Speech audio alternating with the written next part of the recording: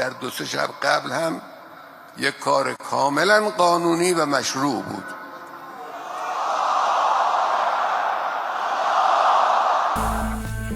ইরানকে ঘিরে মধ্যপ্রাচ্যের সামুদ্রিক অঞ্চল আবারও নতুন করে গরম হয়ে উঠেছে। সর্বশেষ স্যাটেলাইট ছবিতে দেখা গিয়েছে যুক্তরাষ্ট্রের একটি এয়ারক্রাফট ক্যারিয়ার ইরানের খুব কাছাকাছি অবস্থান নিয়েছে।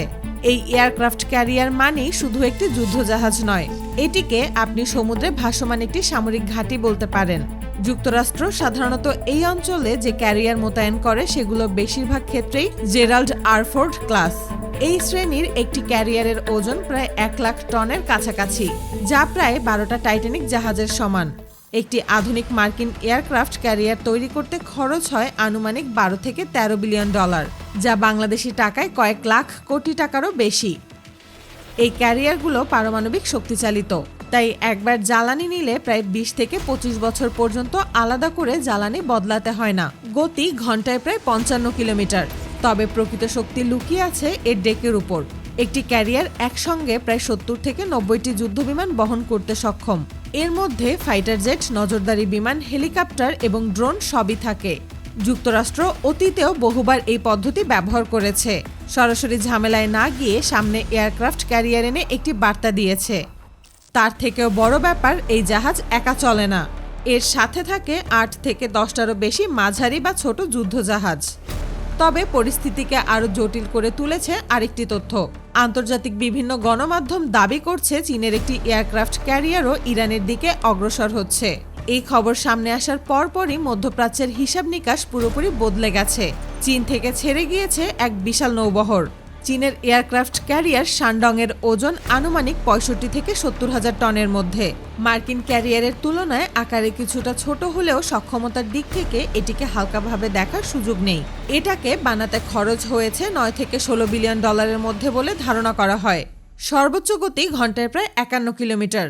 এই ক্যারিয়ার সাধারণত 80 থেকে 100টির মতো যুদ্ধবিমান নিয়ে চলাফেরা করে, যার মধ্যে চীনের নিজস্ব J-15 ফাইটার জেট, রাডার বিমান, এমনকি বোমারু বিমানও থাকতে দেখা গেছে।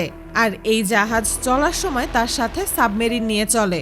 তাই এই এয়ারক্রাফট ক্যারিয়ার ইরানের সমুদ্রে ঢোকা মানেই সব হিসাব পাল্টে যাওয়া। চীন কেন ইরানের দিকে এয়ারক্রাফট ক্যারিয়ার পাঠাবে, এটা নিয়ে বিশ্বজুড়ে ইতোমধ্যে আলোচনা হচ্ছে। বিশ্লেষকদের মতে চীন ও ইরানের সম্পর্ক নতুন নয়, দুই দেশের সম্পর্ক বহুদিন ধরেই গভীর। ফলে এই পদক্ষেপকে অনেকেই যুক্তরাষ্ট্রের প্রতি একটি নীরব বার্তা হিসেবে দেখছেন। বার্তাটি হলো এমন, এই অঞ্চলে আমেরিকার এককভাবে সিদ্ধান্ত নেওয়ার সুযোগ আর আগের মতো নেই।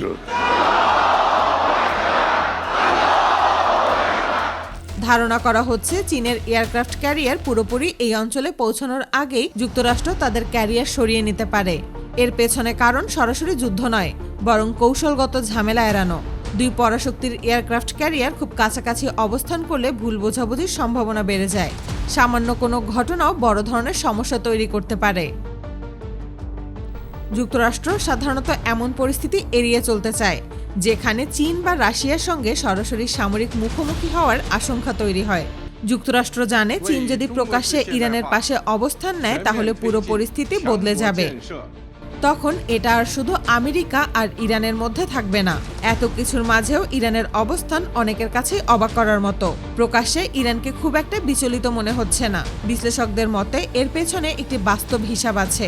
ইরান জানে তারা সামরিক দিক দিয়ে যুক্তরাষ্ট্রের মতো শক্তিশালী নয়, কিন্তু তারা জানে কিভাবে যুদ্ধের ধরন বদলে দিতে হয়। ইরানের সবচেয়ে বড় শক্তি তাদের ক্ষেপণাস্ত্র ব্যবস্থা। তারা হাজার হাজার স্বল্প ও মাঝারি পাল্লার মিসাইল প্রস্তুত রেখেছে, যেগুলো পুরো পারস্য উপসাগর কভার করতে পারে। এছাড়া তাদের নৌকৌশল আলাদা। বড় যুদ্ধ জাহাজের বদলে ছোট দ্রুতগতির নাভাল বোট, ড্রোন আর উপকূলীয় প্রতিরক্ষা ব্যবস্থার উপর তারা বেশি নির্ভর করে। এই সমীকরণে রাশিয়ার ভূমিকাও পুরোপুরি অস্বীকার করা যায় না। সরাসরি যুদ্ধজাহাজ পাঠানো না হলেও রাশিয়া ইতোমধ্যেই ইরানের সঙ্গে সামরিক চুক্তি, ড্রোন এবং বিভিন্ন সহযোগিতায় যুক্ত রয়েছে। তারা প্রকাশ্যে খুব বেশি কিছু না বললেও পেছন থেকে সাহায্য দিতে পারে। সব মিলিয়ে বর্তমান পরিস্থিতিতে ইরান প্রতিটি পদক্ষেপ নিচ্ছে অত্যন্ত হিসাবি ও ঠান্ডা মাথায়।